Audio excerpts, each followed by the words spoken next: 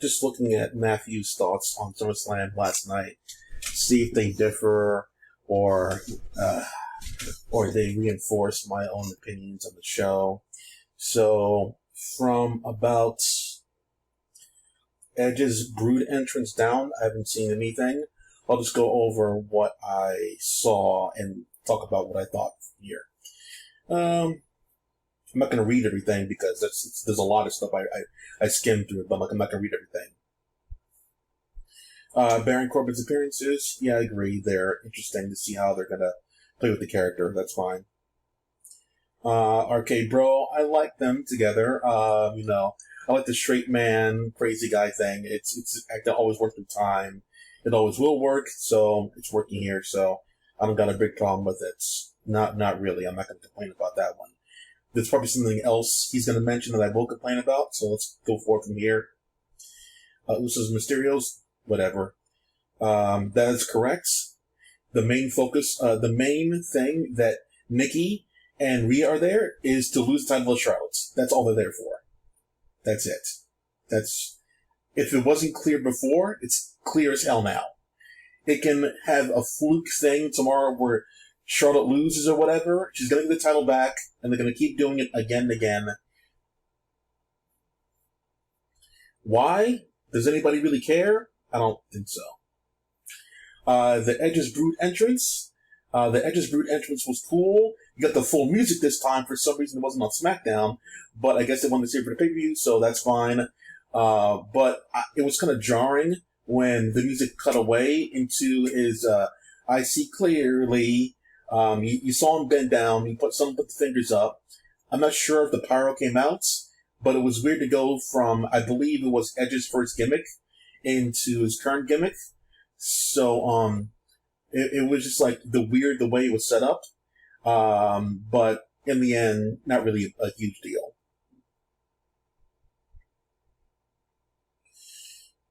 Yeah, most of the stuff on SmackDown are rematches because, like, you got Carmella always in the title picture. You got Otis and Team Alpha Academy versus the Street Puppets again and again, over and over again. I mean, it's the same. Natalia and Tamina versus Roxy and Nox and Shotzi. Nox and Shotzi keep winning every single time, but yet they get no actual title match. And watch when they get a title match, that's when they're finally going to lose. So fucking stupid and predictable, and WWE does shit all the fucking time. Xavier Woods' Scott Hall. Waste time. You can tell it was waste time because it looked like most of the time during that thing, they didn't know what they were saying. It looked like they were stumbling over the words. Stalling for time. I can sense the delays and pauses.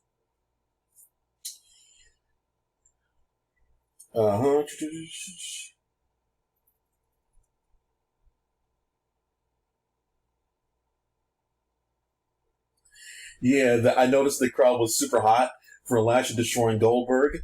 I think it was more of the fact that they didn't like Goldberg being there rather than cheering Lashley on as a good guy.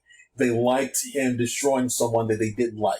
Even though Goldberg was supposed to be a face in this thing, he had stupid reasons for being there and selfish reasons to go right into the title picture as he always does, which is stupid right there.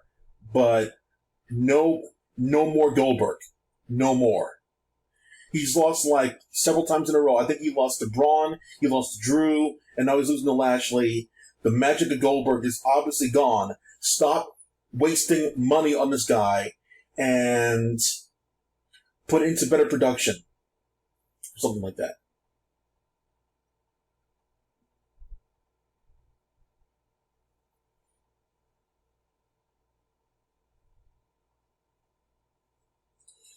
When in the match with Reigns. Oh, by the way, in the match, in the beginning with Reigns, when Reigns does the title hold up thing over his head, for the first time since the debut episode of fans of SmackDown, he put the title up to the sound of the music.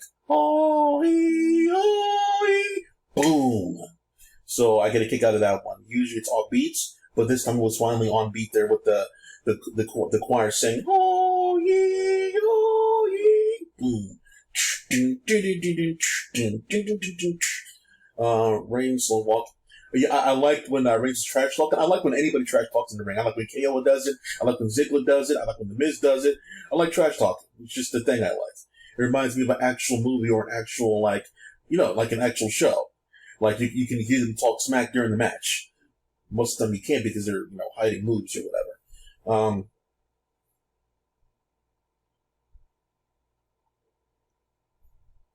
I don't know about that bussy shit. I don't know what that is.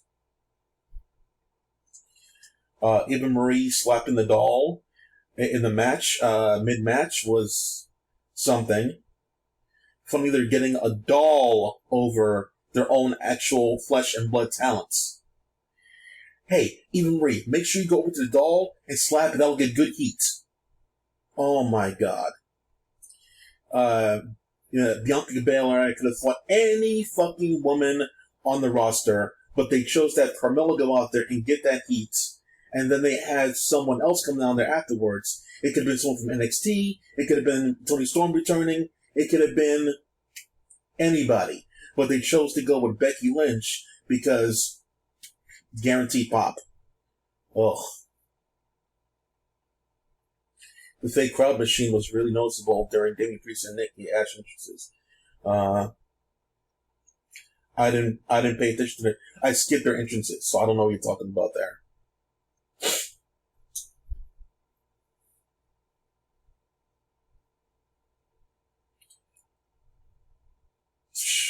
Yeah, the only thing he was there for was for Bad Bunny. Yeah, the fact that they advertised the match so heavily with the promos and segments and everything on SmackDown before, and on the actual pay-per-view itself right before the fucking match, Sasha's coming out. You knew something was wrong when Bianca came out first. Champions usually come out after challengers, unless you're like a big, huge star. So, when Bianca came out there, that was like a big red herring right there. It was extremely difficult for me to care about the match when they were heavily promoting Sasha like that. I think I'm not alone in that statement. Reading the rest.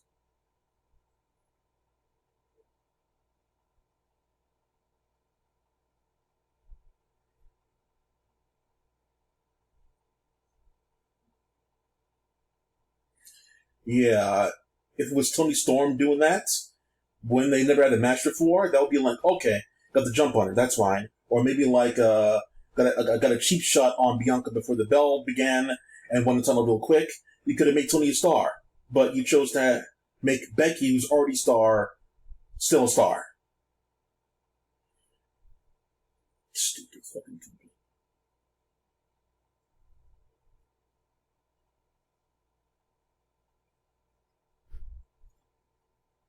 I like the Goldberg AR that they had there. The Goldberg name with the electricity around there. Eventually, that meant nothing. But Goldberg pulled up some cool moves in the match, well for him. It was a shoulder tackle, and I think he did a body slam. The second body slam, he was winded. He just dropped him. So yeah, we all knew that Goldberg couldn't put up Lashley for a jackhammer. At this point, I don't think Goldberg could get Marco Stunt up for a jackhammer. So it is what it is there with Goldberg. I think his time has come. Don't pay him any more money. But knowing WWE, they're going to ignore that shit and keep wasting money and keep firing good talent because of budget cuts.